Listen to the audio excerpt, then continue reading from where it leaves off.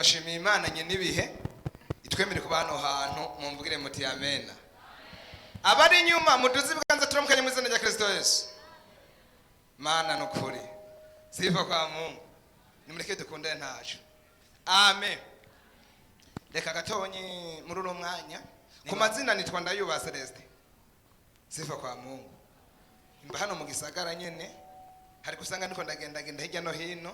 No musi nagiriye ubuntu n'Imana, Imana nyumviriye ko nkuko yakuyumviriye ko. Undi acavuga ati nakantu Imana duvyondeye. Tugombe turimba ikora simwe ntonye. Yesu abahezagire cyane. Ndakunda kuririmba nta ngorane. Amen. Kandi ndazi mwanya mara hano mva hano dukundanye. Siba kwa Mungu. Mva hano dukundanye. Kandi je nabakunze. Kuko bwa mbere mu kwakunda nageze hano hantu nicaye ngaho Imana tangura kunyereka umunago hano hantu. Yesu abahezagire. Umunago mwiza. Haleluya. Nakunze kubona abantu barimikawa canke abantu batera ibiharage baravuga ati ndabona imigondoro myiza y'ibiharage canke ndabona umunago mwiza w'ikawa. Sukuri. Iyo ni jambo ry'Imana aho twaza bacabwa dushimira Imana. Ivuga ngo ibitakuvuga neza Mana nibituze twebwe wowe wagiriye neza turahari turagushima. Reka ndayibigishe ndavyumva ntaye muzi ko mwanya bampaye ndakoresha neza. Ndavuga ivuga ngo ibitakuvuga neza Mana nibituze twebwe wowe wagiriye neza turahari turagushima. Nibituze twebwe wowe wagiriye neza turahari turagushima. Ibitakuvuga neza Mana nibituze twebwe wowe wagiriye neza turahari turagushima. Nibituze twebwe wowe wagiriye neza ndasubiramwo ibitakuvuga neza Mana nibituze twebwe wowe wagiriye neza turahari turagushima. Ibitakuvuga neza Mana nibituze twebwe wowe wagiriye neza turagushima turahari turagushima. Ishengero rirahari riragushima. Abakozi barahari baragushima. Baririmbyi barahari baragushima. Twebwe twese turahari turagushima. Iyi minsi turahari turagushima. Abakozi barahari baragushima. Turirimbe turahari turagushima. Turagushima ibitakuvuga neza Mana nibituze twebwe wowe wagiriye neza turahari turagushima. Ibitakuvuga neza Mana nibituze twebwe wowe wagiriye neza ndakumusaga. Ibitakuvuga neza Mana nibituze twebwe wowe wagiriye neza turahari turagushima.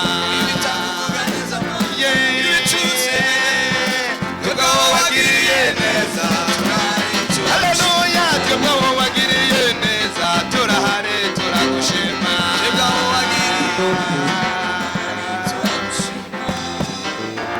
Yesu nabahezagire. Amen. Ibitakuvuga neza Mana bigire gute? Bituze. Mumvugire muti amen. Muri no misi hari ibintu byishira hejuru. Amen. Umenga biravuga Imana atari byo. Sifa kwa Mungu. Uzuge naho muri bisi usanga basabwa ati Yesu nashimwe. Umunsi umwe ndiko ndacha muri ville cyadwana n'umuntu ambwiye ati ndakuramukije mu izina rya Kristo Yesu. Mugabo biribwa ati muzamenyera ku byo bama ndamubura kivyamwa. Yesu abahezagire. Reka dusome ijambo ry'Imana. Ubutumwa bwiza bwanditswe na Luka igice cyandwi ku murongo wa 11. Yesu abahezagire cyane. Ubutumwa bwiza bwanditswe na Luka igice cyandwi ku murongo wa 11 niryo jambo numva mu mutima wanje cyangwa bugingo bwanje tugome tuyage ikintu sanziza. Niyo message ngira nkubwira Imana yampaye. Yesu abahezagire cyane. Haleluya. Ndumva umukiza. Haleluya. Umunindi akati ndumva umukiza ambwira ko mbuze inkomeza. Ngo nambe ndamusenga naco nzogira naco nzomuburana siva kwa Mungu. Uri ku ngoma gume ngaho nyine ntangorane sindabatevya. Yesu abahezagire cyane. Dusome havuga ngo Yesu azura umwana w'umuki ubutumwa bwiza bwanditswe na Luka igice c'indwi ku murongo wa 11 ndasoma havuga ngo Yesu azura umwana w'umuki. Haravuga ngo hashize igihe gitoyi aja mu gisagara citwa Nayini, abigishwa biwe n'ishengero ryinshi bajana nawe. Ashitse hafi y'irembo ry'igisagara arasohoka, hasohoka abajanye umuvyimba kuhamba, ariko ari kinege, kandi nyina yari umupfakazi. Abantu benshi bo muri ico gisagara bari kumwe nawe. Umwami Yesu, amen, amubonye amutera akagongwe, amen, aramubarira ati ntacurira, siho kwa Mungu. Yigira hafi ikigagara agikorako, abahamvye bagira gute? Barahagarara, mumubwire muti amen. Haleluya. Ndiko ndumva umukama Yesu ambwira hano kuno musi Yesu arabahamvye aje guhagarika, mumubwire muti amen. Sifa kwa Mungu. Niki gitabo cha Luka cyanditswe n'umudogiteri muganga abiri, tubwira abasobanuza biriya yuko uruka yari umuganga. Sifa kwa Mungu. Yeremiya nawe yari umuntu yava sinzi ahantu yava, mugabo Yeremiya ibyo byose yereka umurinzi. Sifa kwa Mungu. Rero ubundi utunzi inka keshi werekwa inka, amen. Utunzi impene werekwa impene. Sifa kwa Mungu. Ukora muri banki urota ibyo muri banki. Sifa kwa Mungu. Uri umukozi w'Imana werekwa ivy'ishengero, mumubwire muti amen. Hanyuma rero ubu muganga Luka, haleluya, ace yandika abona uno muntu Yesu azura umwana w'iki mupfakazi. Kubera ubibrito abaganga barazi nta kindi gikorwa bakora ateguma bavura abacikanye barungika hariya nyine murabizi. Sifa kwa Mungu. Ariko Yesu acaraza hano hantu muri kino gisagara c'Inayini, hari umupfakazi n'umupfakazi umugabo wiwe yari yarapfuye, mugabo yari mubiga ibyo kuvugishwa n'Imana nk'ukuri hano. Yesu abahezagira cyane. Hanyuma Yesu ahageze gatonyi, ahageze acasanga abantu bagiye guhamba. Haleluya, amen. Aha niho mfitiye umurongo rero, bagiye guhamba. Mugabo Yesu rero turabona uwo muntu uwo mwana ari kinege, kandi na nyina ari umupfakazi. Naciye soma muto mwiza bwanditswe nayo navuga ngo kuko urukundo Imana yakunze abari mu isi, ariko kwatuma itanga umwana we w'ikinege kugira ngo umwizera wese ntazagire gute, ntazapfe rubi, ariko ahubwo ubugingo budashira. Kandi Yesu ubwo acavuga ati nije umugabo w'iki w'abapfakazi. Sifa kwa Mungu. Yesu acavuga ati nta kuntu ubwo umupfakazi umwana wiwe yopfa bagende guhamba ariho ndi, mumvugire muti amen. Yesu haciye acasanga abahamvyi barajanye wa mwana kandi ari kinege. Yesu aravuga ati je nta kuntu buhamba umwana w'ikinege, nanje ndi kinege. Yesu abahezagire cyane. Yesu ubwo nyine hageze basohotse igisagara. Sifa kwa Mungu. Ubwo nyine ashabira abahamvyi ngo ati yacinze ati mwizina rya Kristo Yesu ngo ati hagarara nyine abahamvyi muhagarare. Sifa kwa Mungu. Wa mwana yari kuri yanderuzo. Haleluya. Abahamvyi bashobashira hasi, amen. Sifa kwa Mungu. Yesu acakora ikintu kuri wa mwana ati gahungu byuka. Haleluya.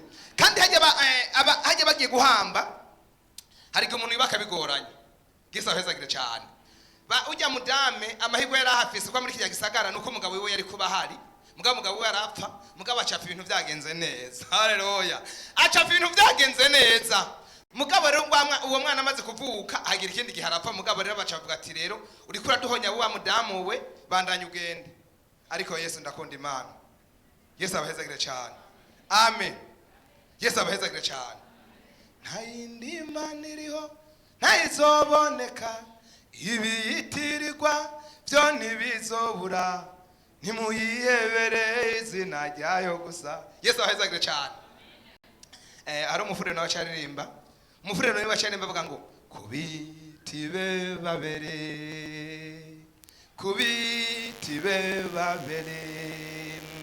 Abaisirayeli bakamanika bidale banakizelela bamukengelesa yone. Haleluya. Yaciye arimba kubiti by'Ibabuloni niho twishyira tukamanika, amen. Tukicara twibutse inanga. Sifa kwa Mungu. Bariko babarondera yuko bacurarangira, mugabo igihe kibacarenganye.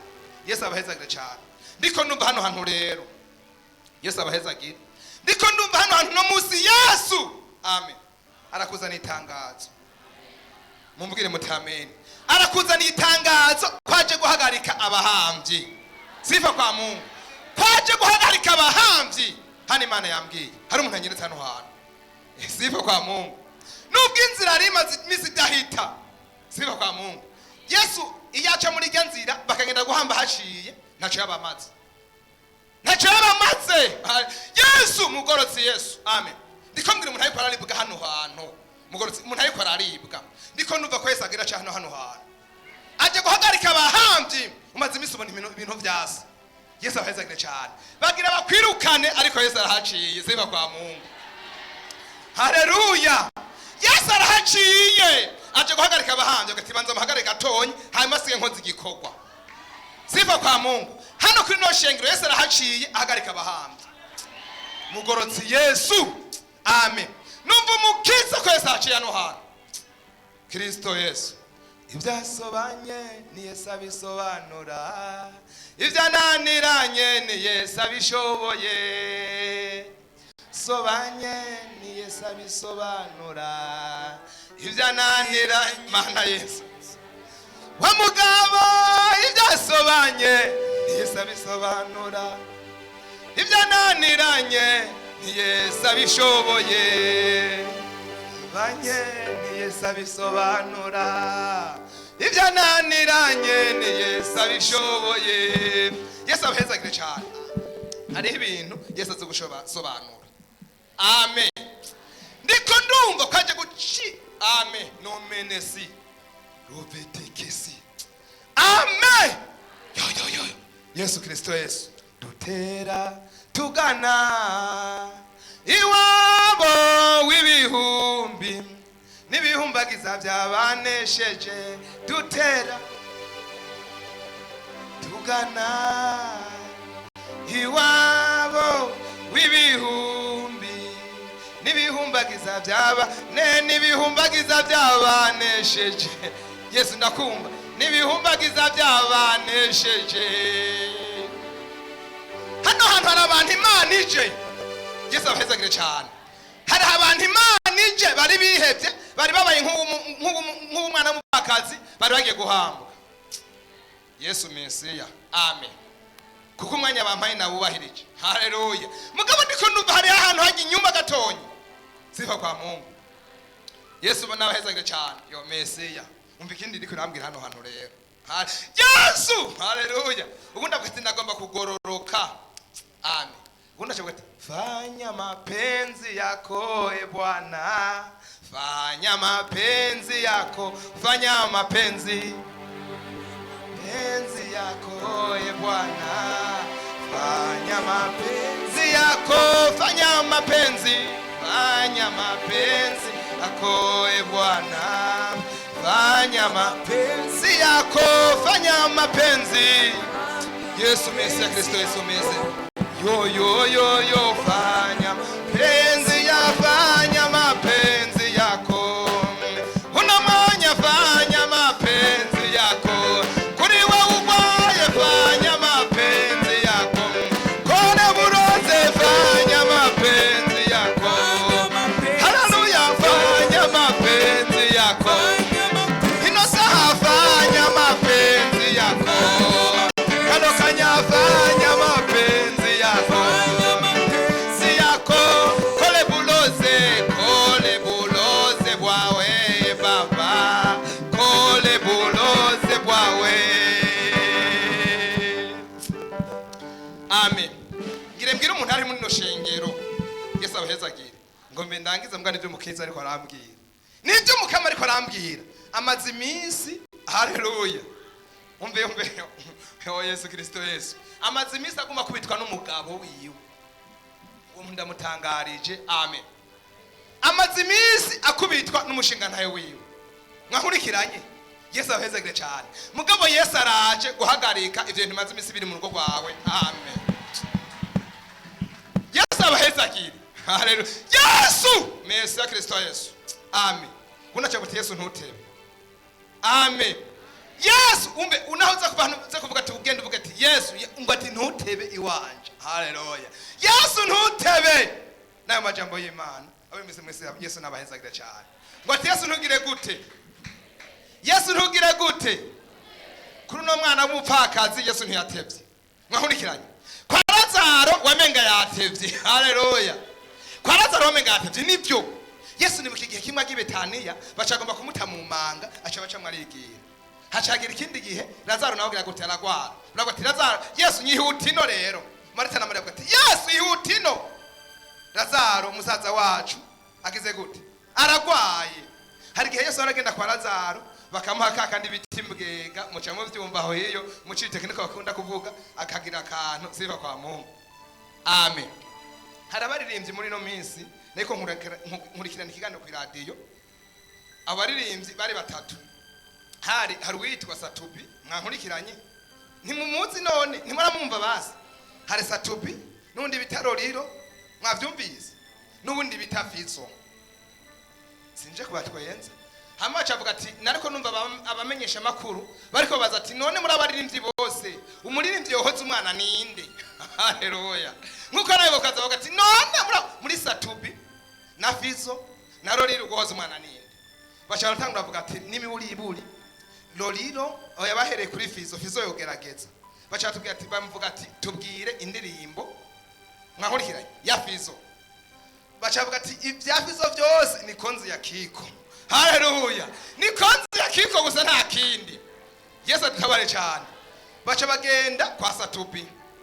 Bavuga ati Satubi wewe anagezweho ngira yo nagerageza. Bavuga ati Satubi rero natubwira indirimbo yiwe yohoza umwana. Mwankurikiranye. Satubi bacavuga ati indirimbo ziwe zose nta ndimo nimwe dutoye. Izi hari zose nugusatura amabafi n'ibitandara byose nukumumagura gusa. Yesu adufaye cyane. Baca bagenda kwa Loliro. Mwankurikiranye. Baca ati Loliro wengira yogerageza. None ntimubazi kabene data. Murabazi hanyuma rero baca ati Loliro yogerageza gute? Baca ati tubwira indirimbo ya Loliro. Baca ati nimuriri buri mwivuga ati ntacurira ntacuhogo. Baca basanga rero Loliro yogerageza koza umwana. Muga muri no misari umuririmbyi agezweho. Amen. Siba kwa Mungu. Hari umuririmbyi agezweho. Nyamuririmbyi avuze ati ndimvuga ngo yavuze ngo wizera ntazigera mara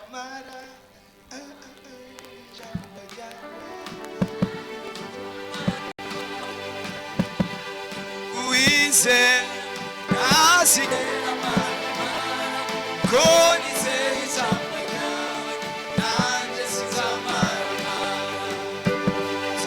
wizera ntazigera mara konize ijambo ryawe nanjye sinzamara. Yesu ahezagire cyane. Achavuga ati jenda kundi jambo. Haleluya. Mimi napenda neno.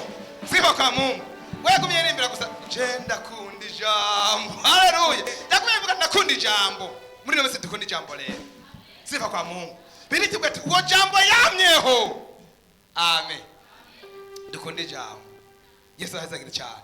Nijyo ganukire ndabifitiye no hano. Haleluya. Kandi indi hari jambo cimbwira ivuga ati dicere ivuga ngo na umaze imisi uri kuranwa inzoga byase kufata ingiyo kuyiheba Imana ikwirambwira ndakubiye tugeze ngaho. Yesu abahezagire. Ndababwiye bicange ndababwiye biryoshe. Amen. Nakunze kubona malaria nta wundi mutuyivura atari kinini. Haleluya. Nta kindi kivura umuntu w'Imana atari kwihana. Siya kwa Mungu. Atari guca bugufi. Haleluya. Umunira bati genda ufukameyo. Yesu abahezagire cyane. Genda ufukameyo. Nta kindi kiza umuntu w'Imana atari kongera gufukama. Amen. Ntangazwa n'ubu ntubw'Imana utwikiriza nakose kasotwe mwisi Golgotha n'ingoma raso y'umuke wabuntu we butangaje buntu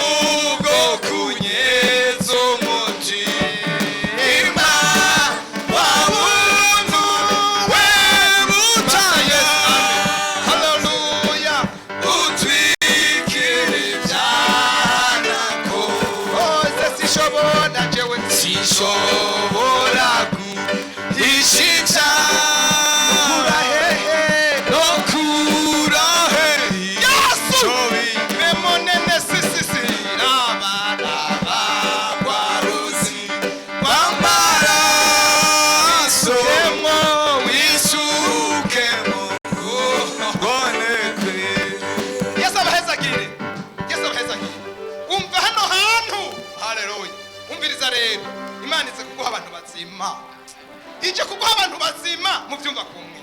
Haleluya. Abantu bakunda guca bugufi bakemera amaraso ya Yesu. Amen. Iragaheza kigo dukunde kwihana, niwo mushinge bushenge. Haleluya. Ntuneze abantu kuririmba gusa. Haleluya. Uneze ko nukubwa mbere umanza guca bugufi ukezwa amaraso ya Yesu, ibisigaye ucubandanya urugendo. Yesu ahezagire cyane. Nayo majambo y'Imana kwarukura amasa gusa naho nabatebeje. Yesu ahezagire cyane. Mugabo ndacavuga ati gusomera make nuba yayabutse. Mwami Yesu ndagushimiye. Kapenesi robe bobe. Haleluya. Ndagushimiye hano hantu pa amazi waze kuzikuru no munsi. Amen. Ndasenze kubwira ijambo. Bisika twasengera utende gose mu izina rya Kristo Yesu. Yavuze ngo wizera